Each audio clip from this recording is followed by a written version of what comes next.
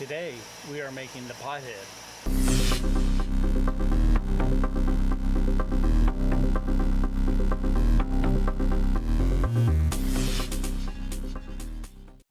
Hello everyone, welcome back to the Laser Maker's Realm. I'm Patrick with Lightsource Engraving.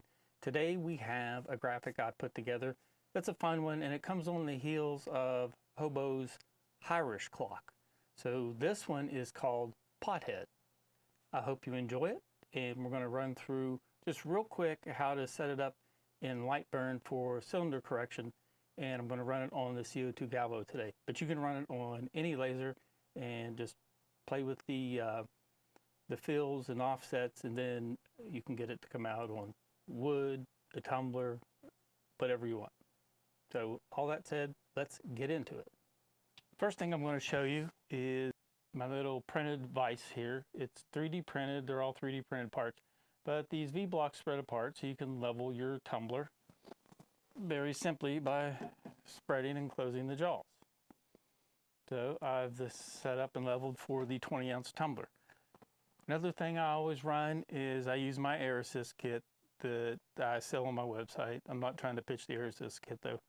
You can use whatever, but this helps with any flare-ups, because we're going to go wide on this logo and you can't see some flame flare-ups, and this kind of helps tame those flames, and it also directs the smoke out of the path of the laser and into the fume extraction. So I seem to get better results. I use air all the time, no matter what laser I'm using and what I'm engraving. And then the third thing I'll show you is I'm focused down here on the cup, which is about halfway between the bottom of the logo and the top of the cup. And I'll zoom in and I'll show you exactly where it's framed.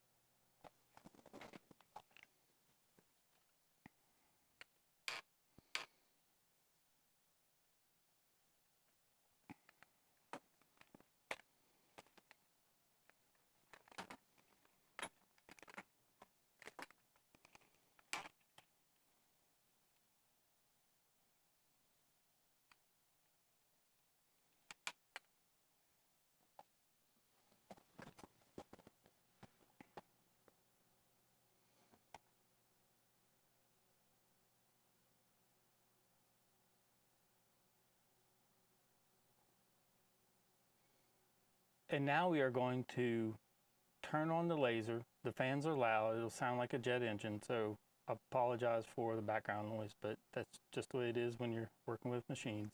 All right, now you can see that we are focused about halfway down where the logo is being framed.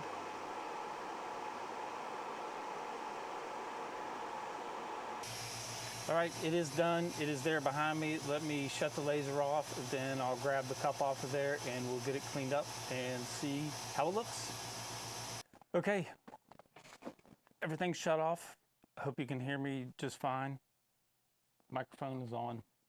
I have my standard Enduramark blue and a used magic eraser. And let's grab this cup off of here. I'm just going to do my standard cleaning, which is spray the magic eraser. Otherwise you'll have this stuff dripping everywhere all over the cup. And then, see, there's the center. Make sure you can see that. And then just give it a quick rub.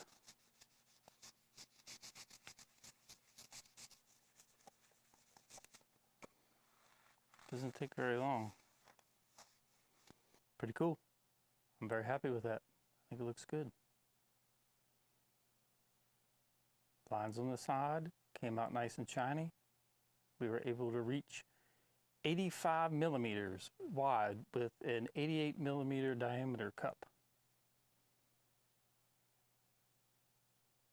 Not too bad. Here's our finished cup. in our front view camera, we were able to get nice detail on the inside, and then all the way around on the outside, we have very nice shiny lines. Coffee beans turned out great. Everything looked good. Okay, we're back in LightBurn. You're going to get two versions of this logo, one that has the center inverted and one that is not inverted. So when we engrave on this black tumbler, what we engrave is going to be lighter colored. So we want the inverse. And actually what I'm looking for is just the inverse of the center of the logo. But what I'm going to do first is show you how simple it is to invert a graphic in LightBurn if you want to invert the whole thing. First thing you have to do is ungroup this shape. Select the outside, to ungroup it one more time, select the outside line, then do an offset. Make your offset extremely small. Sometimes you can use 0, and sometimes if you make it 0.01, it will work. And do it outwards, and then hit OK, and we have an inverted logo. Now let's move it onto the bed or workspace and preview, and we have our preview. It's skewed because I have cylinder correction activated. So let's undo that. Okay, we're still ungrouped, except that's still grouped. So what I want to do is ungroup that, and then do the same thing, offset, very small distance, hit OK, and we have our offset logo, or our inverse logo. Very simple. I wanted to add a slight ring around that, so I ended up doing the offset again, just to create that line. I did enlarge this outer ring of text and outer ring for the tumbler and to put the coffee pot on the tumbler. So to set up cylinder correction, I have a video explaining that. I'll link that in the description. If you use cylinder correction or want to try it out, it will definitely help you. But as you can see, the dimensions of these graphics are slightly different. Took this original graphic, unlinked the aspect ratio, unlocked it. Then I increased it out to 87 millimeters, locked it back, and then brought it back down 83. Here we are at 83. With cylinder correction, it does a great job given the optical illusion of a circle on that cylindrical shaped object. However, I'm going so wide with the graphic on this tumbler that I need to stretch it just a little bit more. I just know from experience that it's going to need stretched a little bit in order to create that circle illusion. To experience the effect for yourself, just cut a circle out of a piece of paper and hold it up against your tumbler, and you'll be able to see exactly what I'm talking about, because you actually need that oval shape to make a round shape on the cylinder. It's just an optical illusion. So this is stretched out so that it overall from every angle looks circular.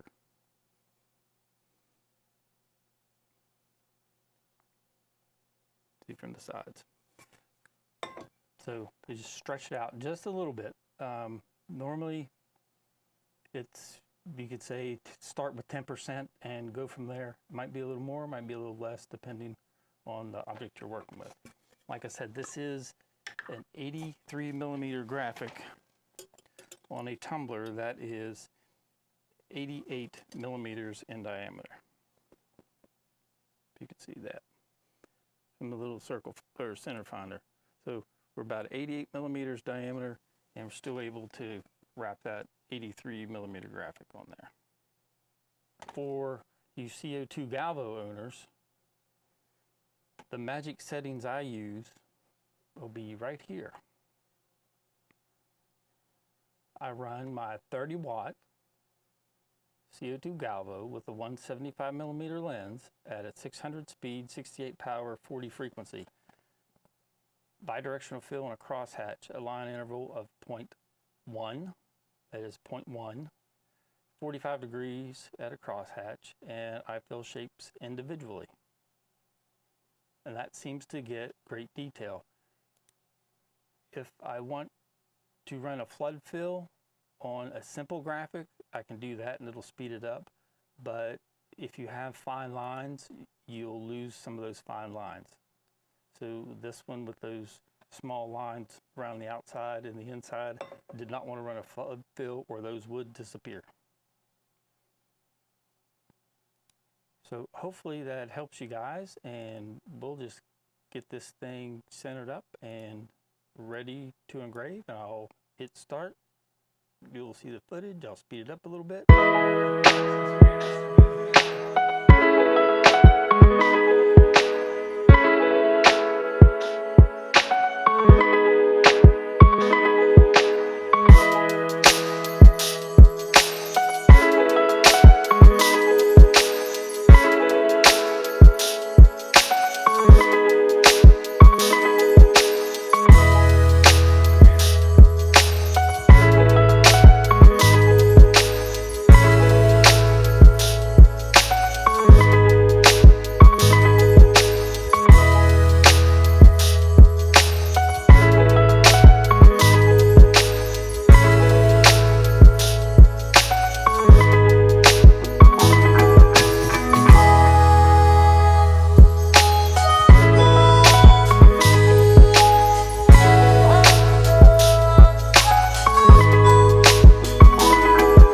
Versions. We have the inverted on the tumbler and the non-inverted on the coffee cup. Whether you want to invert or not is up to you. This one, I wanted the white to really stand out, so I did not invert it. This one, I wanted the silver to be the background and the dark spots, which, you know, coffee is normally black, as it should be drank, to remain black. So that's my rationale. And I think they both look good. Have fun with it, play around with it, and hopefully you can make something that you or your family will enjoy. That's it for today. As always, check the description. I have my own Patreon, my own YouTube channel that's just getting started. Hopefully more videos coming to that channel soon, as I'm just working through some health issues. I have some tests scheduled in the next couple of weeks, and hopefully that helps get to the bottom of it. But in the meantime, I'll keep trying to do at least one video every week to 2 weeks and make some new content. I'll put links in the description for stuff I use on my channel. Clicking those affiliate links definitely will help out in the long run. So that's it for today. I hope everybody has a wonderful day and enjoy making. Thanks for joining me at the Laser Maker's Realm.